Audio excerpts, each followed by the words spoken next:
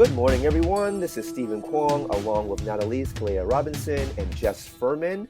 Welcome to another episode of The Unlikely Journey.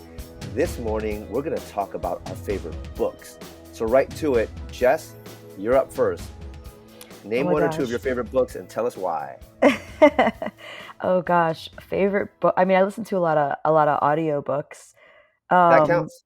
I would say back in the day, this is going to sound super nerdy, but David Allen's Getting Things Done. I'm a real like nonfiction like improvement human in terms of like the books I read, but that book I've given to like about 100 different people. It was like my first foray into like really understanding how to manage my time, and the busier I got, how to like not feel stressed about the deluge of all these opportunities and things that were coming in at me. And it has a really, really interesting practical, like very practical advice down to how you label things, and just how you kind of qualify emails that come into your inbox, actionable, non-actionable, 2-minute rules. Like there's all these really practical tips. But yeah, I would say Getting Things Done is like probably the one book I've given to a bunch of people. And is that book something you come back to reference time over time? Has it lasted throughout the years? Yeah, I mean, I would say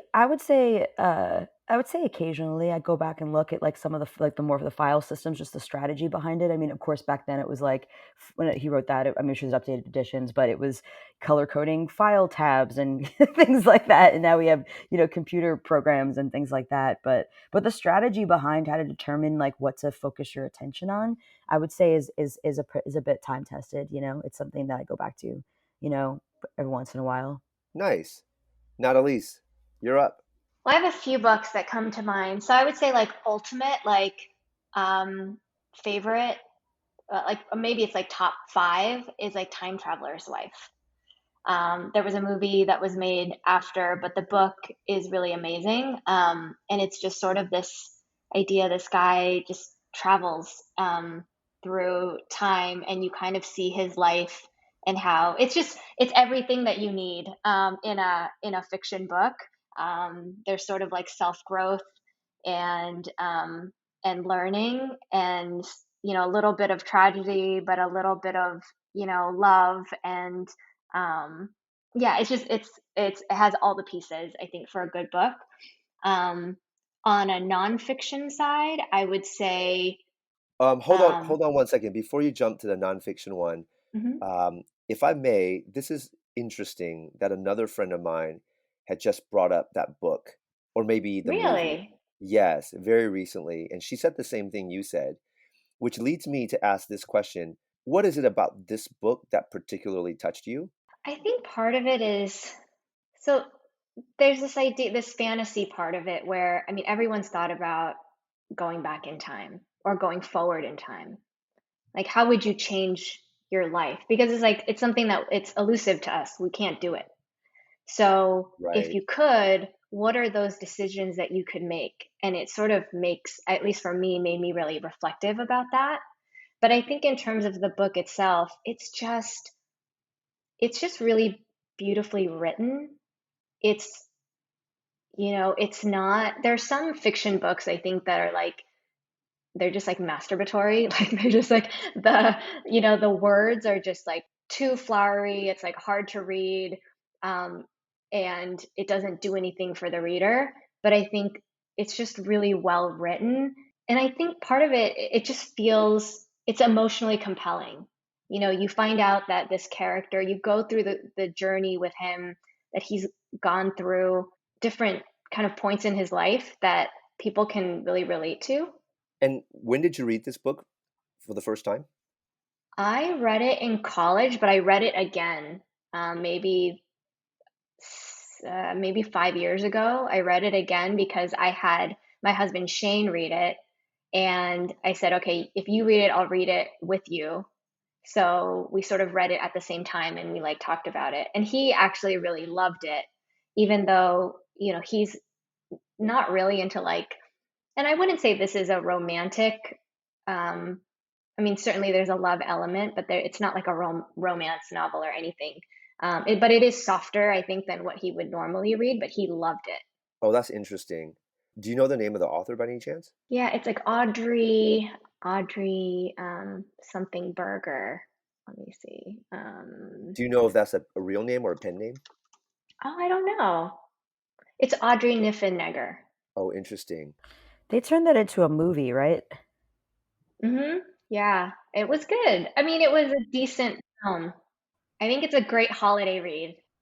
Yeah, so I might buy that because it's come up twice, or maybe even more than twice just recently, because I was like, why did she bring that up? Okay, fascinating, super fascinating. I definitely got to go check that out. And then before I so rudely interrupted you, you had another book. Yeah, so I have two more that comes that like off the top of my head. Well, I can go on. So one book is How to Change Your Mind by Michael Pollan. So Michael Pollan, I think, is more of like a social scientist.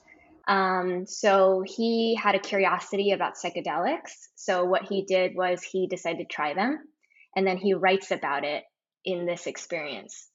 And what he realizes is sort of this idea. He goes through the history of it, of psychedelics, and you know when they were almost legal and then they were illegal, and then but sort of that the experience, and he kind of comes to this conclusion that it's really mind opening, um, and so I just loved it because I thought it was a really different way to look at substances. It makes you also question, like, what's the distinction between a medication and a drug? um I don't know, it just I thought it was really interesting.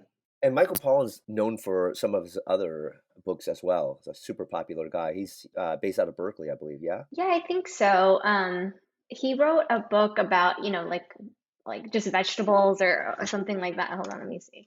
Oh, This Is Your Mind on Plants. That's what it was. And I think he wrote a book about caffeine as well. So I think it's just kind of an interesting, I think obviously, like, I'm really into health and wellness, and I think looking at the substances you put in your body, and questioning, like, really what is your perception of it, and what is the reality of what happens.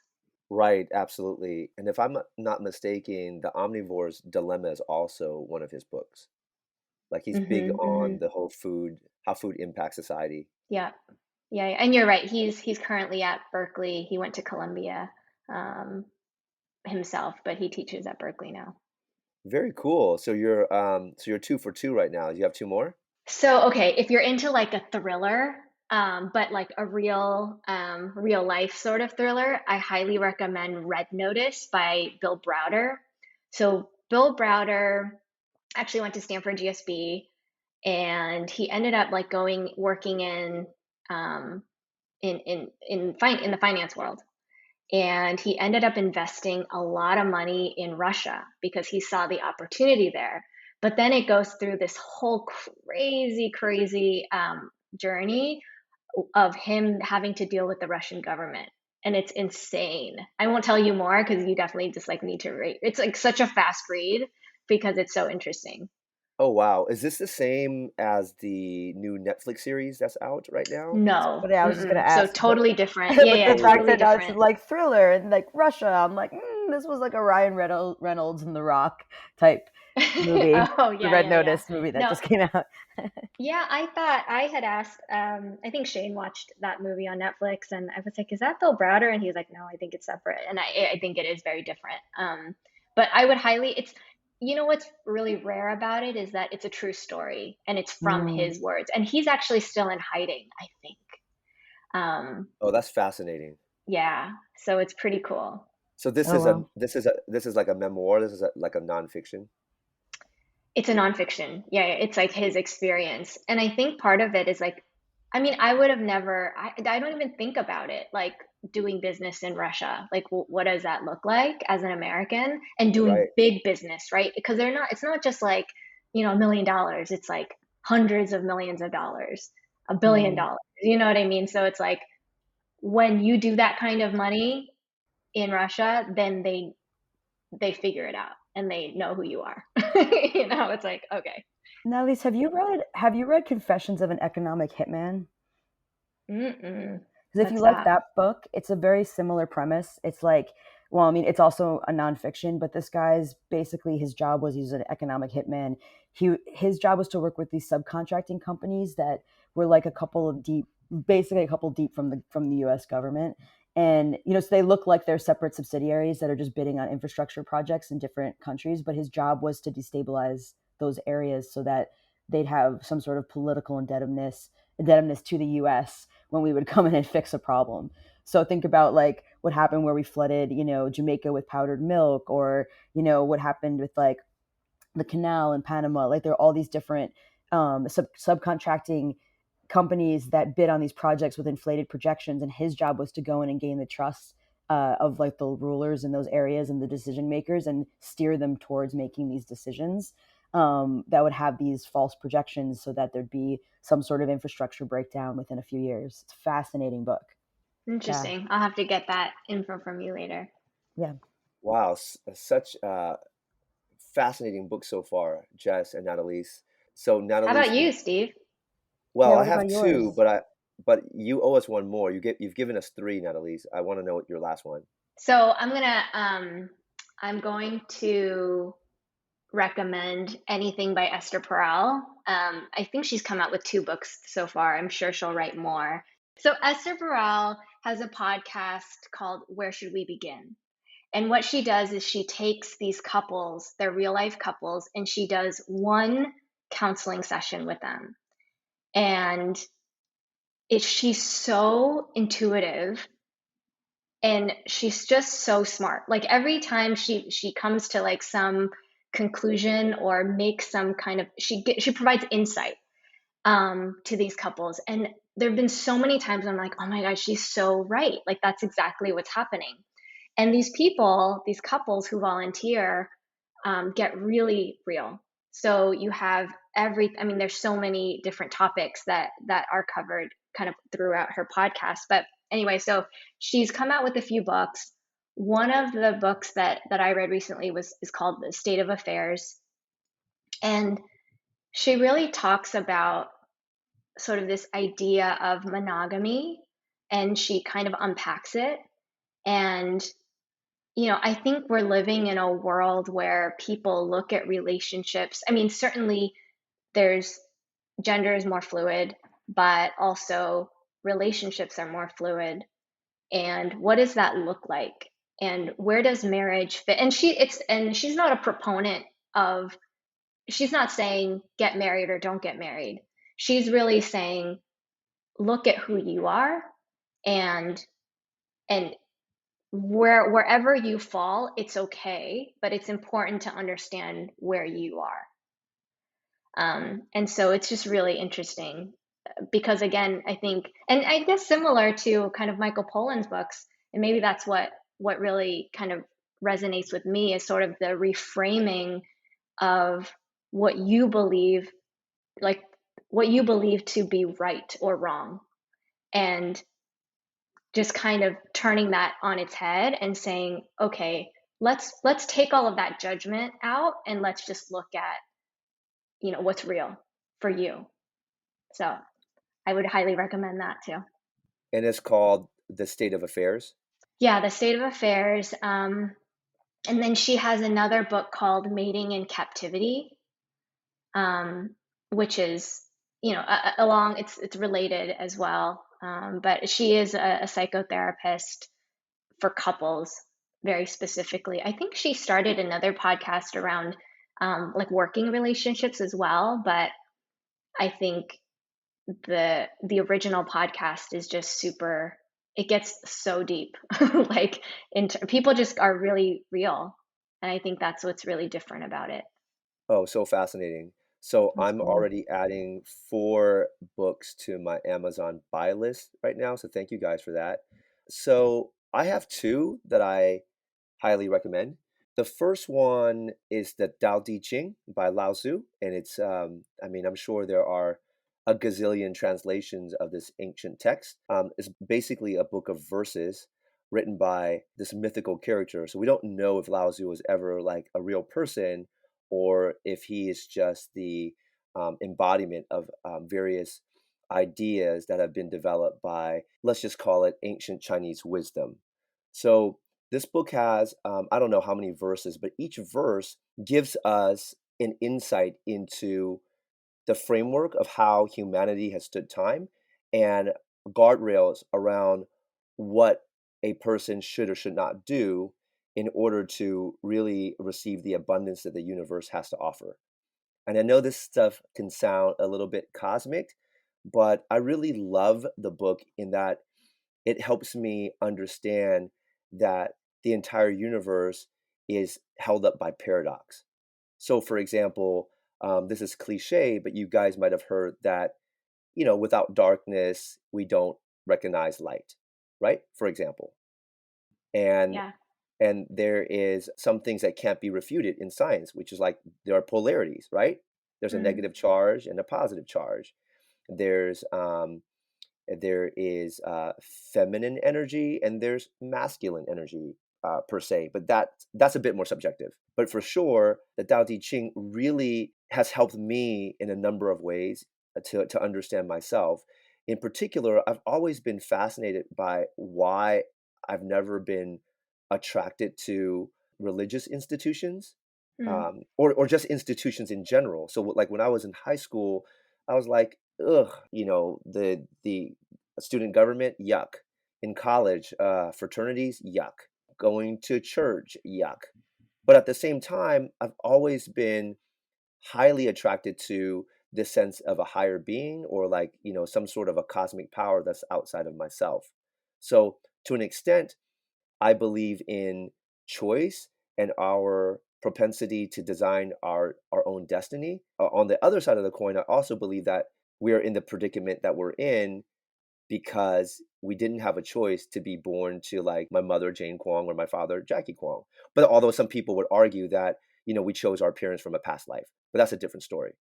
Um, Mm. so right, so what the Tao Te Ching helps me with is just understanding that, hey, the paradox of the universe is the greatest integrity of all. This whole idea of being extremely secular with one path versus another path, with one religious institution versus another one, it's all there because it's held up by paradox. And so each verse in the Tao Te Ching talks about the universe in this concept of this great integrity. And the great integrity doesn't stand up on its own, it's actually held up by the paradoxical forces of the universe. So that's one of that Mm. is my favorite book of all time. That's super deep. Yeah, but Yeah. but okay, let me dig into that a little bit because sure. can you repeat that? So it's like the um the paradox, the integrity of paradox. Well, he calls the forces of the universe. He's labeled it the great integrity, and I think the Mm-hmm. reason why he's labeled it the great integrity is because at the essence of like the core essence of everything, when we're trying to look for truth, the truth itself is held up by paradox. That's what Mm-hmm. he's trying to say. That's my interpretation of what he's trying to say. Yeah, I mean, I guess for me, I interpret that as balance. Like you Yes, can't have, yes, I agree. Like the yin yang symbol. yeah, yeah. So how does that inform your day to day, or does it? It does. No, it absolutely does. So the minute that I think I'm right about something and I go with it because like maybe my decision is based on historical experiences or maybe it's just based on gut intuition, the moment that I go into it, I have to give myself a strong degree of trust, and that trust comes from, for me at least, it comes from a combination of like things that I've learned through my experiences and also like this invisible faith. So I'm going into it and here I am thinking that okay, I'm 99% right. And then I have a conversation with Jess, for example, and she flips everything upside down. So then, you know, 20 years ago, I might have been like, "Oh fuck, I'm wrong and Jess is right." Today I'm thinking like, "Okay, I'm neither right or wrong and Jess is neither right or wrong, but the combination of those two things is leading me towards the great integrity, which is more inquisition." And that's how it guides my day to day. So Mm, I'm never in a position of like this is it. mm-hmm. I'm open and always will be open.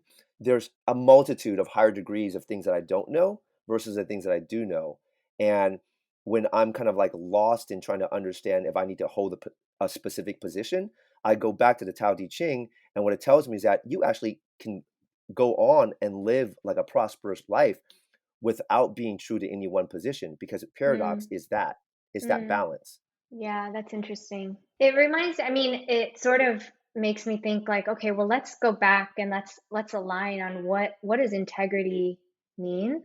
And I think integrity obviously is like, I don't know, like moral character, but I think it's also like wholeness, right? Yes. And Yes, so that's exactly what he says. That's exact I think that's my interpretation as well. It's that it's the wholeness. wholeness. Yeah. It's the wholeness. Yep, And then it absolutely. makes me think of sort of this idea.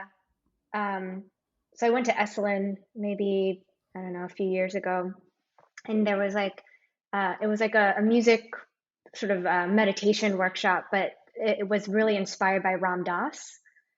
Um, and he says something like, there is no like right or wrong.